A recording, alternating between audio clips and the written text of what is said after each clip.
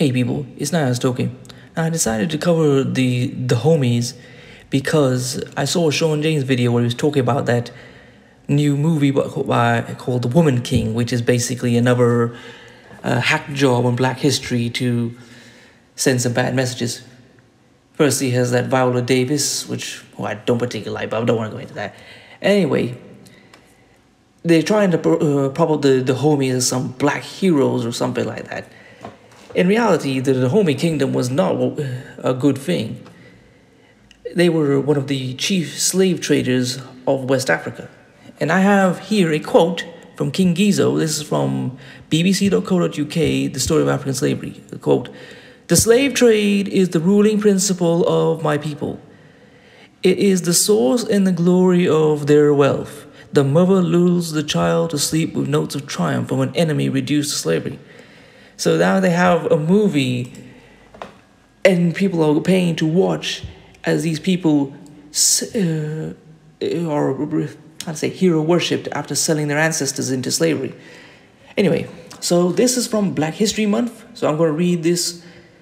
Here we go. The history of the kingdom of Dahomey. The history of the kingdom of Dahomey spans 300 years from around 600 until 1904, with the rise of the kingdom of Dahomey as a major power on the Atlantic coast of modern-day Benin until French conquest. Situated in West Africa, the kingdom of Dahomey, or Abomey in its earliest years, was formed by a mixture of various local ethnic groups on the Abomey plain. The tribal groups, possibly forced to move due to the slave trade, coalesced around the highly centralized, strict military culture, which was aimed at security and eventually expanding the borders of the small kingdom.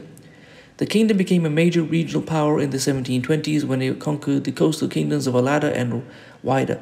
With control over these key coastal cities, Dahomey became a major center in the Atlantic slave trade until 1852, when the British imposed a naval blockade to stop their trade. War with the French began in 1892, and the French took over the kingdom of Dahomey in 1894. The throne was vacated by the French in 1900, but the royal families and key administrative positions of the administration continued to have a large impact in the politics of the French administration and the post-independence Republic of Dahomey, renamed Benin in 1975. Historiography of the kingdom has had a significant impact on work far beyond African history, and the history of the kingdom informs the backdrop for a number of novels and plays. Before the kingdom of Dahomey, prior to the centralization of the kingdom of Dahomey, the evidence suggests that Abomey Plateau was settled by a number of small tribes commonly known as the Gedevi. However, because of a lack of resources and access to key trade routes in the region, the plateau was very poor compared to the surrounding areas. To the east of the Abomey Plateau, the Oyo Empire in present-day Nigeria was at the peak of its power and exercised some hegemony over the tribes in the area. To the south, there were two prominent kingdoms, Alada and the Wida, which had power along the Atlantic coast. The coastal area had come in contact with the Portuguese in the 15th century, but significant trade did not start until 1533, when the Portuguese and the city of Grand Popo signed a trade agreement.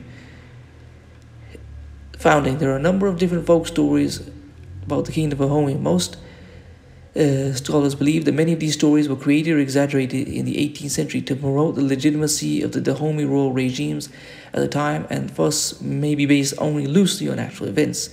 The most common founding myth traces the establishment of the kingdom to the royal lineage of Alada.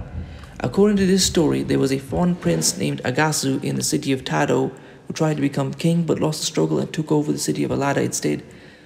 Around 1602, in some versions, three princes in Agasu's lineage fought over who would be ruler of Alada.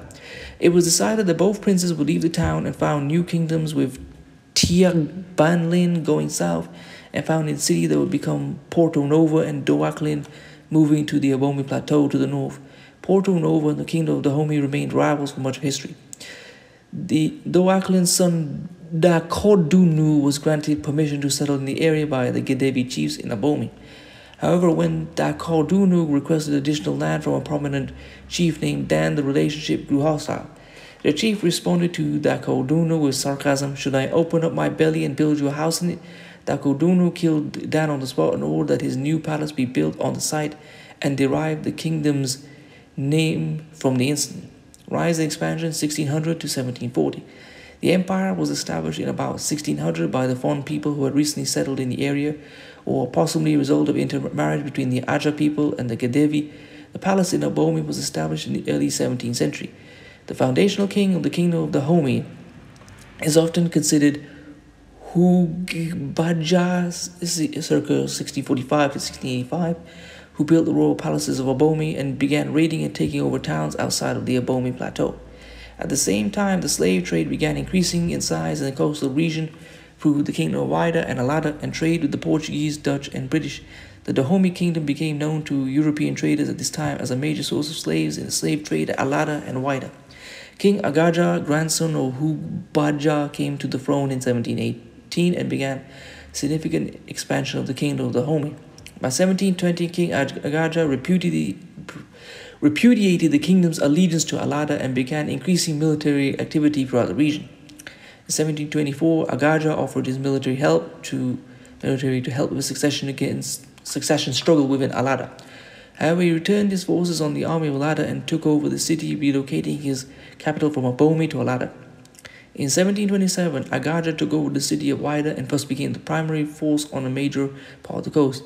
In 1729, Agaja began war against the Oyo Empire with a number of cross-border raids. During the war, the royal family of Whydah returned to the throne, forcing Agaja to fight to reclaim the city. He moved much of his army with a significant portion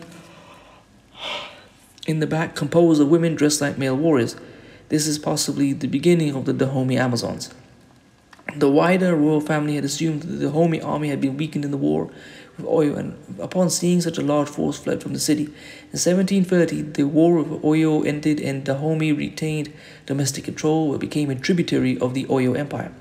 By the end of Agaja's reign, the kingdom of Dahomey occupied a significant area, particularly the crucial coastal slave trade cities. At the same time, Agaja created much of the administrative apparatus of the kingdom and instituted the key ceremony of the annual customs, or Zuatanu, in Fon. Following the death of Agaja in 1740, the empire was defined by significant political struggle, although limited largely to within the palace walls and deepening engagement within the slave trade.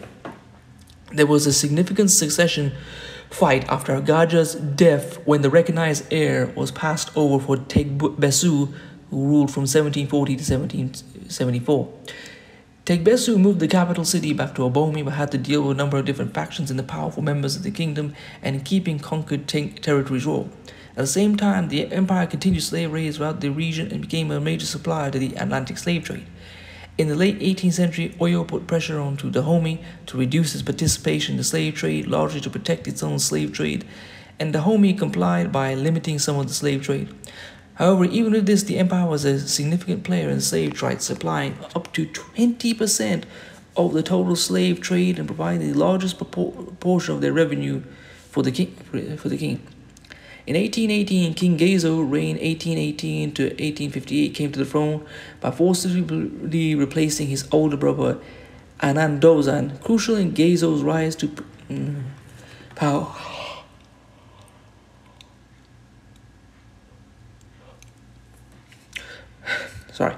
Crucial in Gezo's rise to power was the financial and military assistance of Francisco Felix de Souza, a prominent Brazilian slave trader located in Whydah.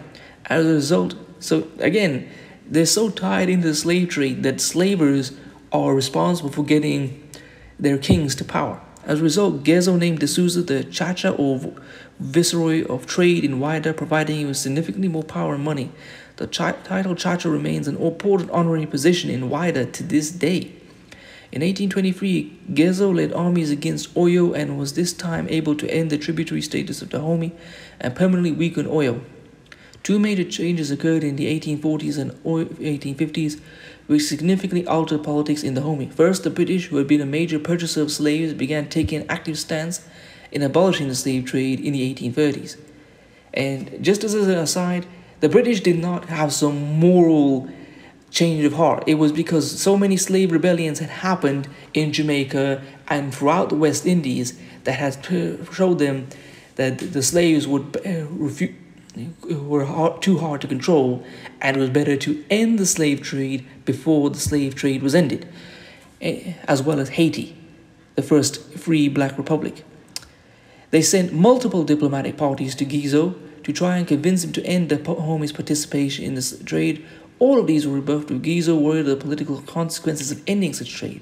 Secondly, the city of Abiokuta was founded in 1825 and rose to prominence as a safe haven for people to be saved from slave raids by Dahomey. In 1844, Dahomey and Abiokuta went to war and Abiokuta was victorious. Other violence in the early 1850s further cemented Abiokuta's challenge to Dahomey's economic control in the region. Internally, the pressure resulted in a number of changes.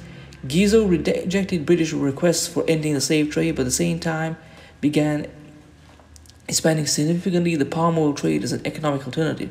Politically, the debate became centered around two political factions, the elephant and the fly. The elephant connected with Gizo, high-profile political leaders, and the Creole slave traders, like the family of de Souza, pushed for continued activity in the slave trade and resistance to British pressure. The fly faction, in contrast, was a loose connection of palm oil producers and some chieftains, which supported accommodation of Abiokuta and the British in order to expand palm oil trade.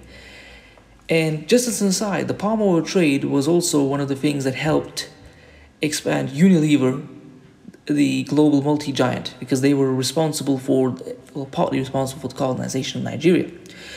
At the policy and war debates held at the annual customs, these two factions held a number of tense discussions about the future of the kingdom of Dahomey. In 1851 to 1852, the British imposed a naval blockade on the ports of Dahomey in order to force them to end the slave trade.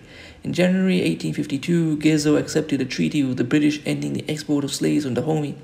In the same year and the following one, Gizo suspended large-scale military campaigns and human sacrifice in the kingdom. However, political pressure contributed to the resumption of slave trading and large-scale military action in 1857 and 58. Gizo was assassinated by a sniper associated with Abiokuta, and large-scale warfare between the two states resumed in 1864.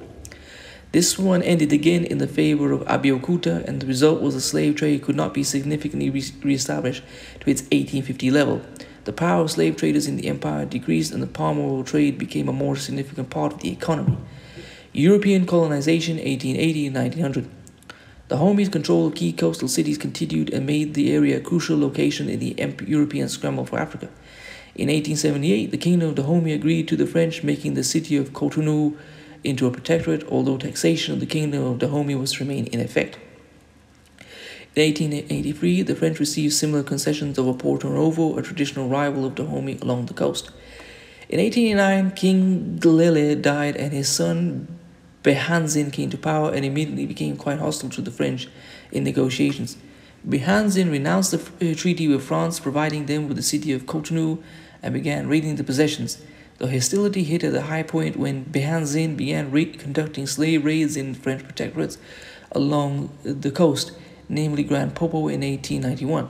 That year, the French military decided that a military takeover was the only solution, and placed General Alfred Amedi Dodds in charge of the operation to commence in 1892. And just as an aside, this was a man I covered in my Black Traitors videos. He was a person of mixed heritage who helped conquer this black nation. I'll see if I can leave that video in the links in the description. The Franco-Dahomeyan War lasted from 1892 until January 1894, when Dodds captured the city of Dahomey January 15th and King Behanzin January 25th. Notable during the war was the defeat of the Dahomey Amazons in November 1892. Dodds named Agoli Agbo the new king of Dahomey, largely because he was seen as the most malleable of the alternatives, exiled Behanzin to French possessions in the Caribbean. The French began changing key aspects of administration and politics in the kingdom of Dahomey. In 1899, the French instituted a new poll tax, which was highly unpopular, and Agoli Agbo opposed the tax, causing serious political problems in the protectorate. As a result, on February 17, 1900, the French deposed Agoli Agbo and entered the kingdom of Dahomey. The French, though, brought together many key members of the kingdom as the chiefs of cantons. French Dahomey included the kingdom of Dahomey with Porto Novo, an area to the north of loose tribal control.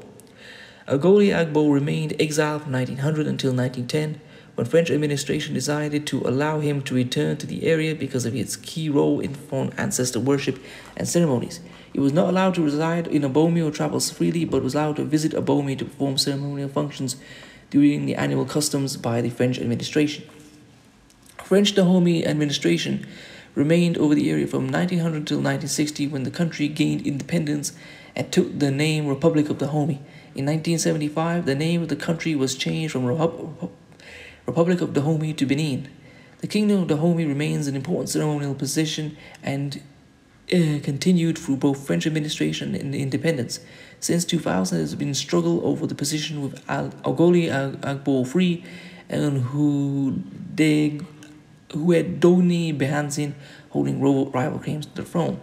The political and economic hierarchies of Dahomey have remained crucial in post-independence Dahomey and Benin.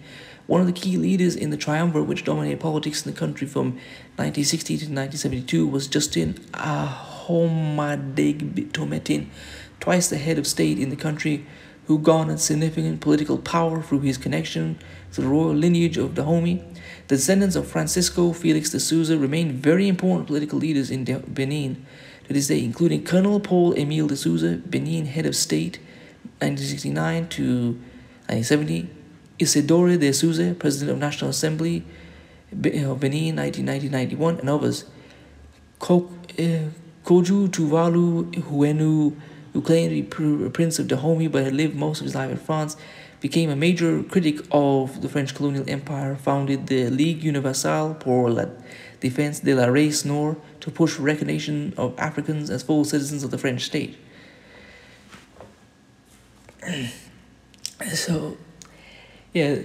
So I once made a joke about Black Americans going back to Benin because it's the land of the homie, homies. And this article is proven as very true. 20% of all Black people in the Americas can trace their heritage back to this kingdom, selling them abroad. And one thing I would say, this Woman King movie, again, is historically false. The Dahomeys did not have female kings. And one thing I remember reading in another source, which was that this whole thing about the Dahomey Amazons, they only came about when so many men had been killed through the various wars that they became necessary to have women stand up and fight. And again, they had a king, a man, leading the way. This whole woman king is a historical falsehood. And it's even more insulting when you think about what the implications are. Woman king, why can't it just be the queen of the Amazons? It's another thing to say to Black women globally that to masculinize them, to tell them Black women should aim to be and act like men. It reminds me of another film that came out a few years ago called Lokisha, and Sean James commented on this, and he said, I think it was a white man trapped in a Black woman's body, and he's basically saying that the white man views the Black woman as basically a man. Same thing with that new James Bond movie where they had a Black woman take over as James Bond. It's another slur. It's basically saying you're not a woman, you're like a prototype man. It's very insulting and degrading. And Viola Davis, now this is one of the things I wanted to talk about. She said in one of her interviews for her interview for Widows, she talked about her work with Liam Davis, and she said, a hunky white man. And this woman is married to a Black man. I'm like, does he know that she is making overtures at a white man and a man she's not married to? Anyway, so I'm going to leave this article, and I'm going to leave the article I referenced at the beginning, the BBC one, in the description. Peace.